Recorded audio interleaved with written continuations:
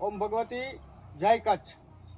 હરપાલસિંહ, અત્યારે આપણે ઉખડમોરા આવેલા છીએ અને આપણા પ્રયત્નો હોય છે કે આપણે અલગ દ્રષ્ટિએ કચ્છને જોઈ અને કચ્છમાં એવા અજ્ઞાત ઇતિહાસ ઘણા છે જેનાથી કચ્છી લોકો અને બીજા લોકો પણ અજાણ છે, કારણ કે કચ્છનો ઘણો ખરો ઇતિહાસ હજી સુધી દટાયેલો છે.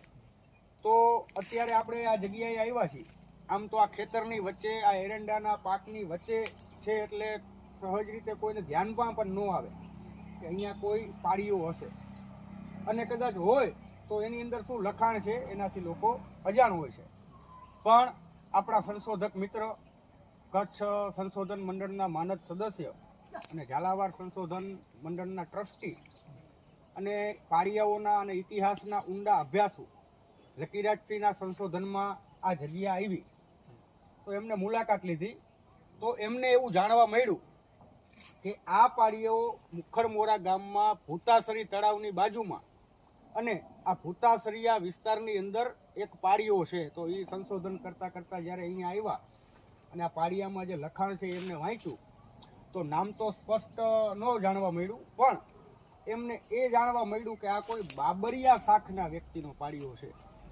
હવે પ્રશ્ન એ થયો કે બાબરિયા શાખ કચ્છની અંદર કોઈ જ્ઞાતિઓમાં આવે છે કે કેમ, તો એ હજી સુધી જાણવામાં આવ્યું નથી. કાઠીઓ જ્યારે કચ્છની અંદર વસવાટ કરતા હતા તો કાઠીઓની અંદર બાબરિયા શાખા આવે તો બની શકે કે છેલ્લા 200-300 વર્ષ સુધી, હમણાં સુધી કચ્છની અંદર કાઠીઓ અલગ અલગ જગ્યાએ નિવાસ કરતા હતા. તો કોઈ કાઠીનો પણ પાડિયો હોઈ શકે આ, કે કોઈ એવી કમ્યુનિટીની અંદર, કોઈ એવા સમાજની અંદર બાબરિયા શાખ આવતી હોય, એવું પણ બની શકે. સત્ય શું છે એ જાણવાનો વિષય છે. પણ લકીરાજસિંહના સંશોધનમાં આવ્યું તો આપણને એક એ વાત સમજવામાં મળી કે કચ્છની અંદર બાબરિયા શાખના લોકો વસતા હતા અને આ એમના પાડિયાઓ છે.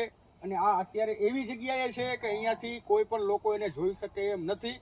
આપણે એવા પ્રયત્ન કરી છીએ કે આ એક આપણી સંસ્કૃતિ છે અને જે કોઈ પણ લોકોના પૂર્વજ હોય, અત્યારે અહીંયા ખેતરના માલિક છે એ પૂજ્ય ભાવથી એની સાર સંભાળ રાખે છે. અહીંયા ઓટો બનાવ્યો છે અને એને સિંદૂર અને દીવા ધૂપ કરે છે. તો એ એમની બહુ સારી મહાન ભાવના છે જે આપણા વારસા પ્રત્યેની આપણે દરેકને રાખવી જોઈએ.